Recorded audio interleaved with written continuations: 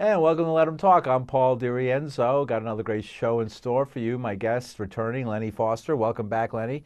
And he's a Indian rights activist who is here for a week of Indigenous Resistance, talking about United Nations and their role in helping Indigenous people. He established the Navajo Nation Corrections Project in 1983. And his work since has been crucial in securing rights to Native American spiritual practice in prisons. His work is primarily focused on religious freedom, self-determination, and human rights. Welcome to the show, Lenny Foster. Thank you. Welcome back. It's my pleasure to participate in this event this evening. I thank you. Great. And we were just discussing how the differences between where you're from, which is near Gallup, New Mexico, on the Navajo Reservation, or Dina Reservation, and the life in New York. And you said there was not too many traffic jams in New Mexico, we but don't in Arizona.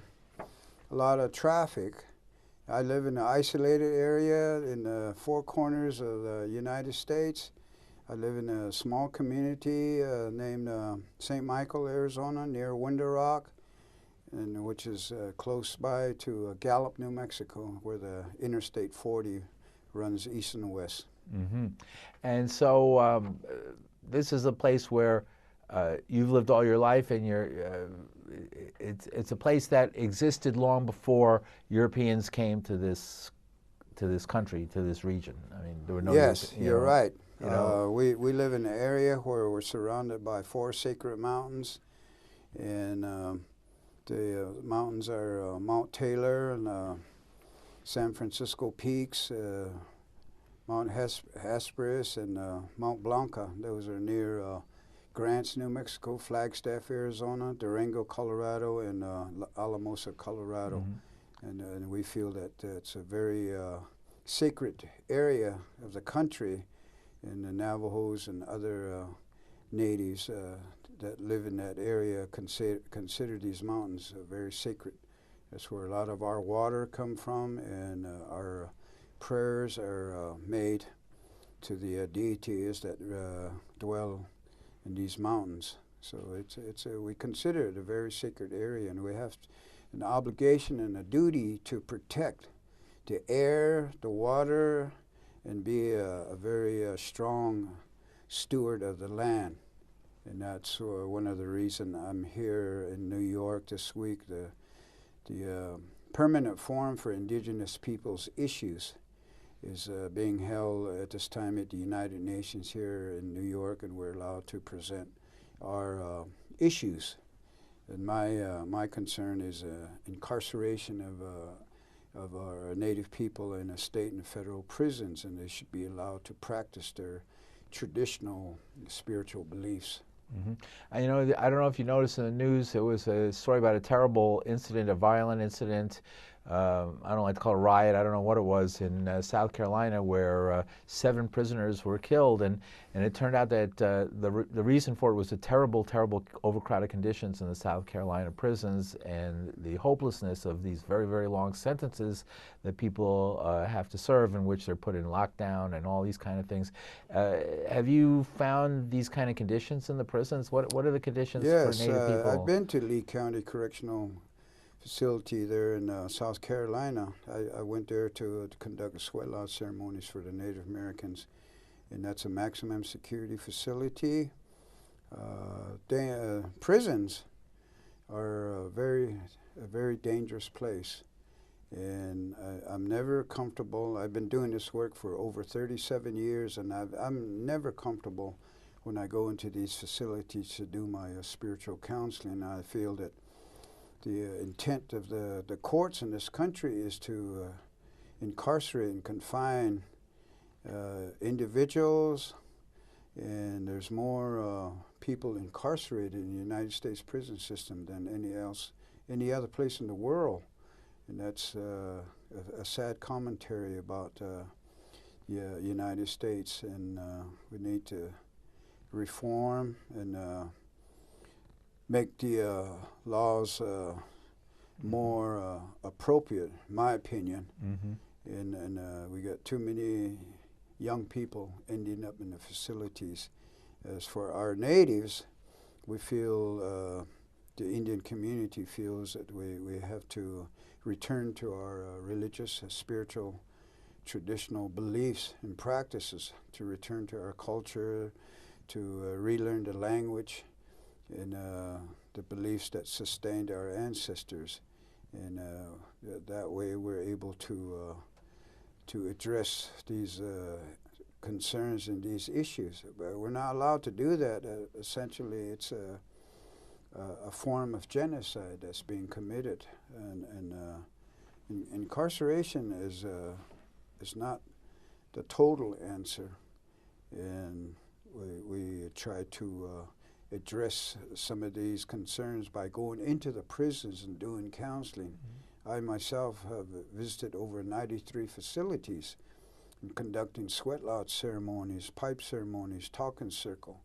I visit death row inmates, and I visit administrative segregation, where lockdown and do cell side visits. So these type of activities are very important for our people's rehabilitation. The only time rehabilitation is going to happen is if we're allowed to have an input into how some of these activities take place. And of course, we understand the need for security and the need for to observe the rules and regulations and work with the prison officials. And it's been a long time.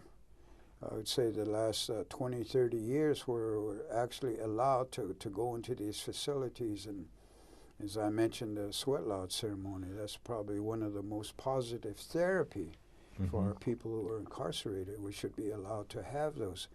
And the majority of Native Americans in this country that are incarcerated are Navajos, the Lakotas, Pima, Tohono O'odham, Apaches, Cheyenne. And those are all your bigger number tribes, but a lot of our young people are incarcerated from these nations. And we have an obligation to go into these facilities and provide input into the counseling and talking with the inmates to change behavior and attitudes.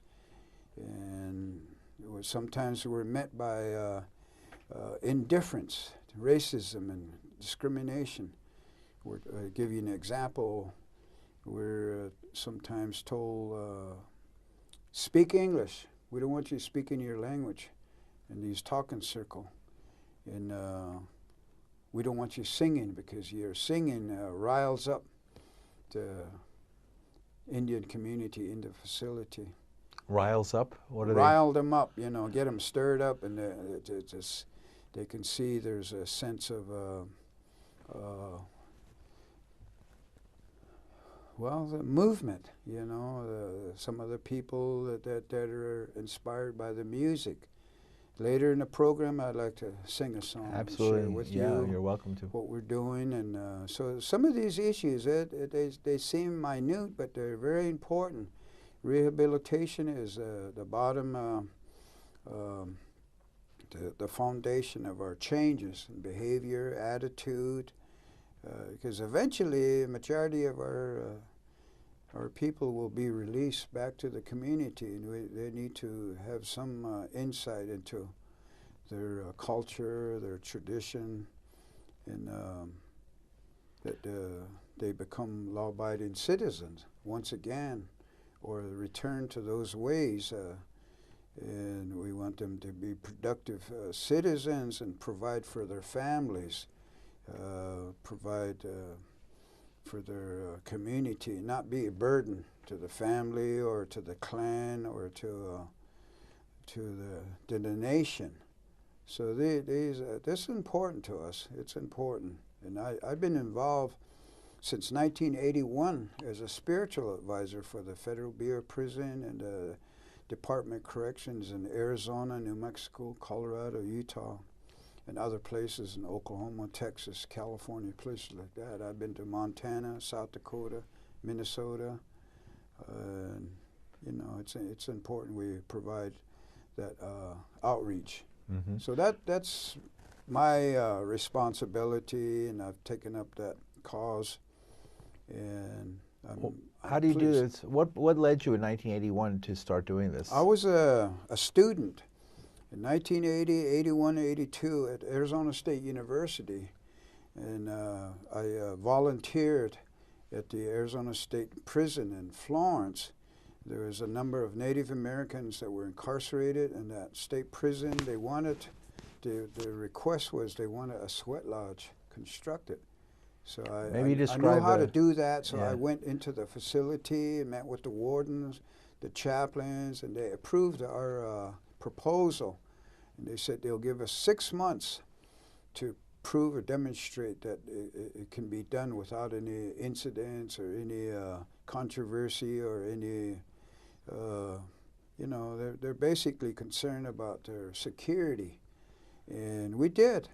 Myself and another young man that I was working with doing a volunteer, we built a sweat lodge and went every Saturday morning and did the sweat lodge ceremony. We taught the songs, the prayers, we taught them how to construct a sweat lodge, heat the rocks, and you know, it was every Saturday is a day-long activity. And from there, that movement grew from Arizona into New Mexico, Colorado, Utah, and I was one of the people responsible for that. So I started as a volunteer, and then I eventually wrote a grant proposal, got it funded through the Navajo Nation, and worked with the state, introduced legislation through the state capitol in Phoenix, Santa Fe, Denver, and Salt Lake City. So we were able to, by that strategy, we were able to establish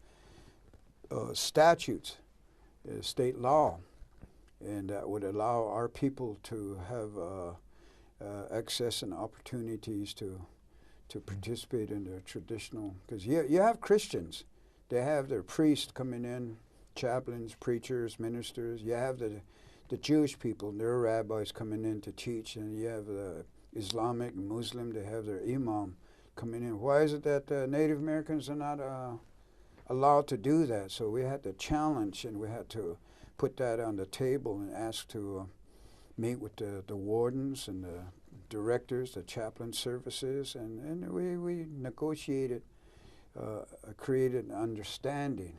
So as an advocate, you know, I had to articulate and be able to explain and demonstrate how this was going to be done. And we made history, you know. Of course, we had some success in the courts through litigation, but you know, you don't want to constantly sue Department of Corrections or the Federal Bureau of Prison, because they have so much resource.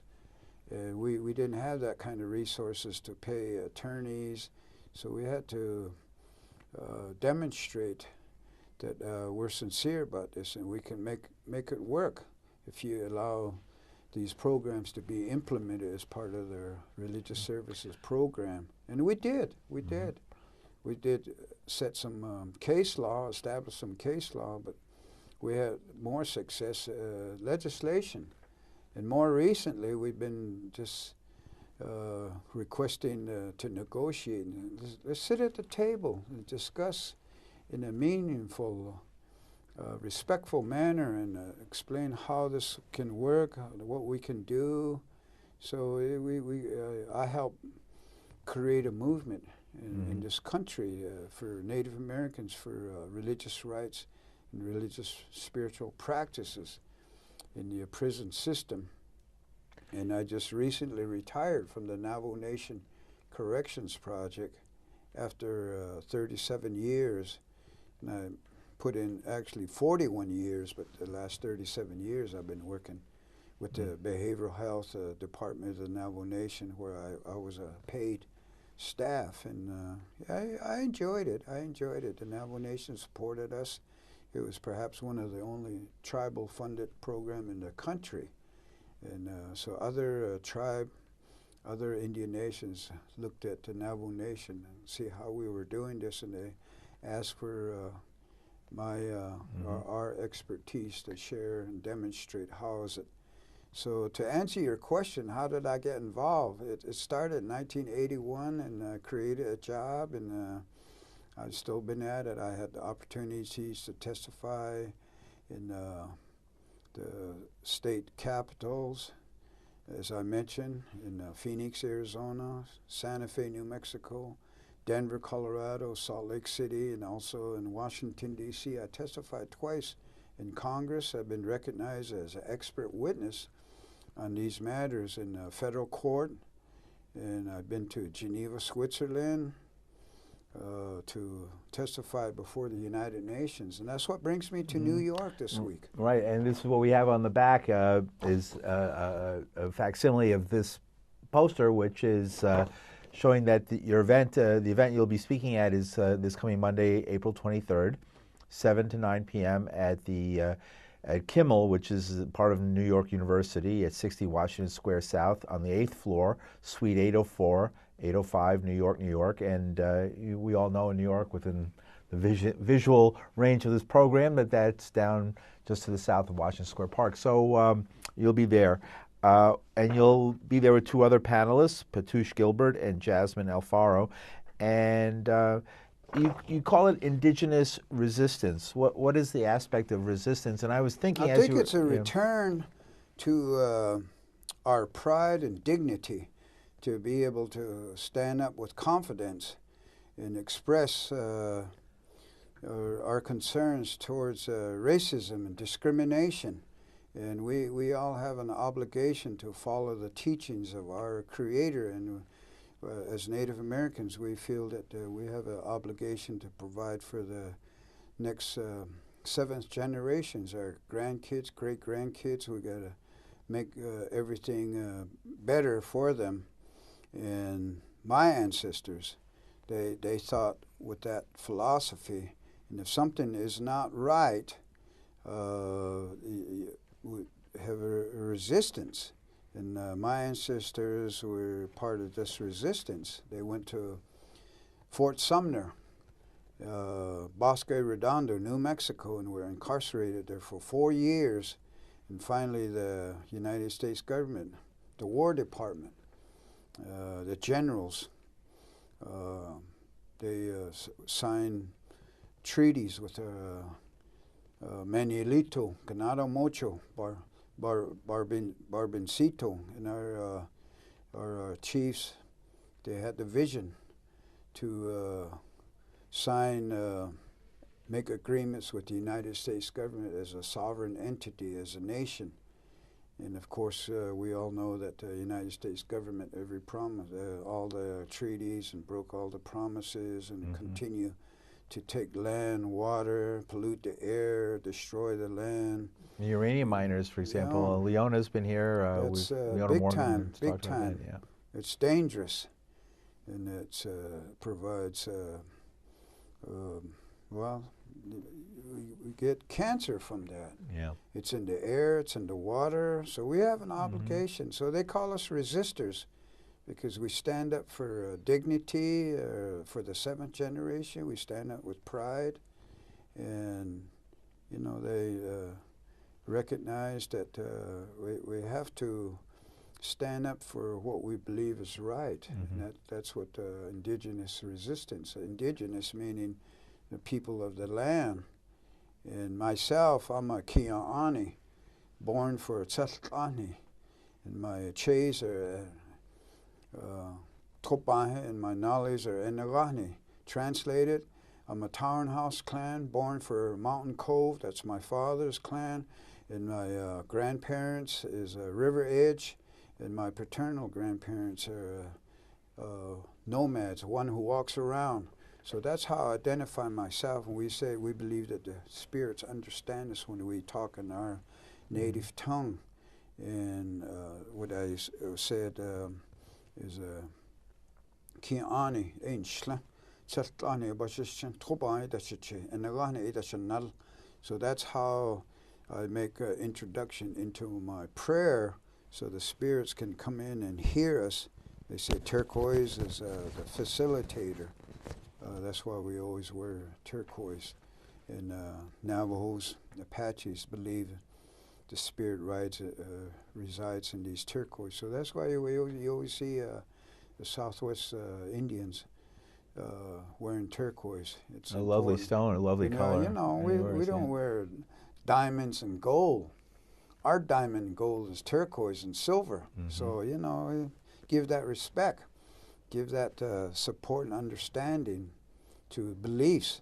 And our spirituality is very important for our humanity. Spirituality is what gives us the strength, the confidence, and the endurance. And we're strong believers in prayers. Mm-hmm. And we pray in the morning. At noon is a good time because the sun is high over. And then in the evening. So we say our prayers, and then for a while there it was all forgotten. We were made to feel ashamed of ourselves. We were told to cut our hair, not to speak the language, and our medicine bundles were destroyed. Our sweat lodges were torn down.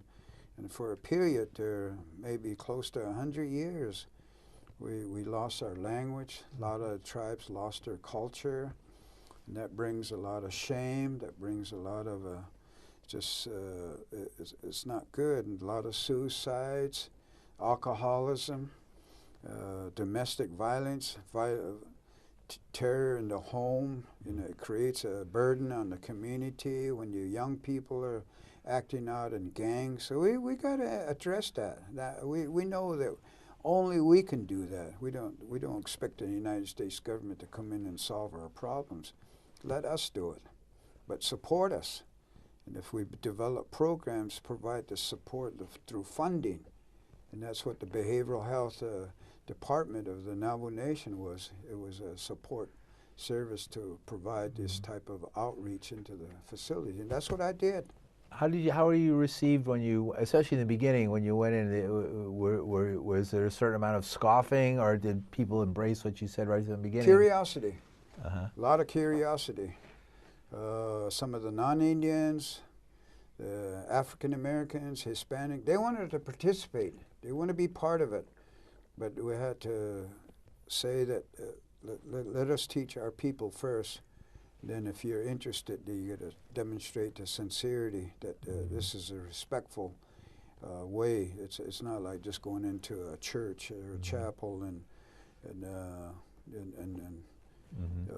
what is the significance of the sweat lodge? Well, it's a cleansing and purification. It's an ancient old ceremonial practice of our people.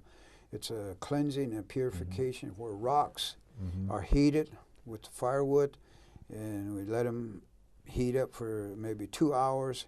You bring these rocks into a hut that's constructed of willow saplings, and tie them together and cover it with a blanket, and you bring it inside. We strip down, we go inside and bring the hot rocks in.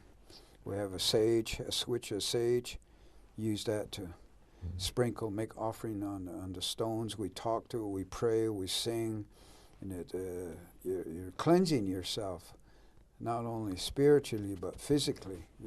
So that's an ancient ceremonial practice of almost all Native Americans in North America.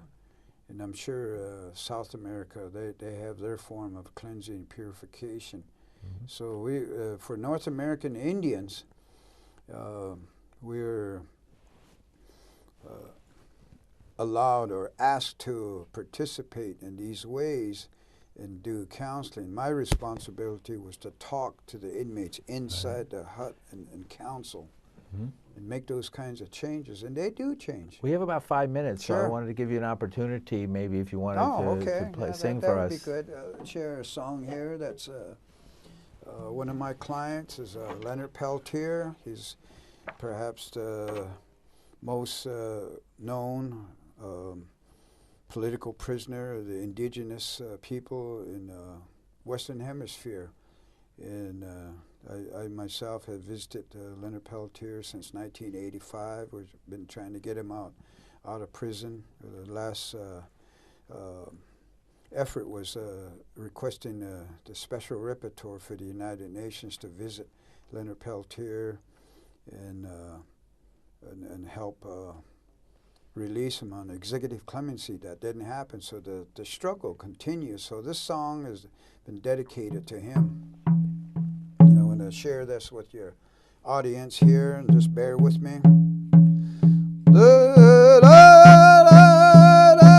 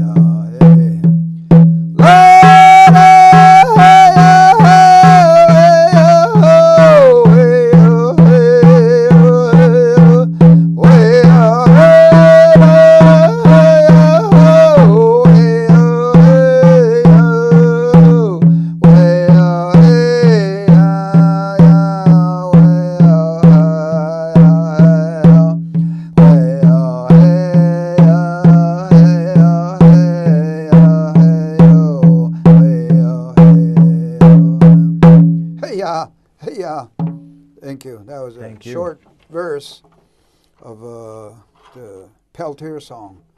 It's a freedom song, and that song inspires indigenous resistance throughout North America. And that song, sometimes the chaplains, the wardens said, don't sing that song. We don't want you singing that song because it riles up the inmates. And you could see how in a good it was way. moving. Yes, yes. And speak English. We don't want you speaking your tongue because we don't know what you're saying. And just a short footnote here. My father was a Navajo code talker during the World War II. And when he was growing up, and this is a story he told me, he was not allowed to speak English in the schools, but he knew enough English. In Fort Wingate High School, he went as far as 10th grade. He was recruited by the United States Marines and a lot of other Navajos and became radio operators and called them code talkers. And he was one of those, and he was in the 5th Marine Division. And the language stifled the Japanese, who were very intelligent. They could decipher and decode the messages, the language. They couldn't do it with the Navajo language. Right. So we helped the United States government win a war in Iwo Jima. Right. And my father was part of that. And the Navajo language was very prominent in that. So that's finally, after what, 50 years, the United States government finally recognized that part of the history. They recognized the Navajo code talkers, many of them. There's not very many left, not very many left. So I'm an offspring of that. Thank you very much, Lenny Foster. Thank you. Thank you for joining us. Thank you.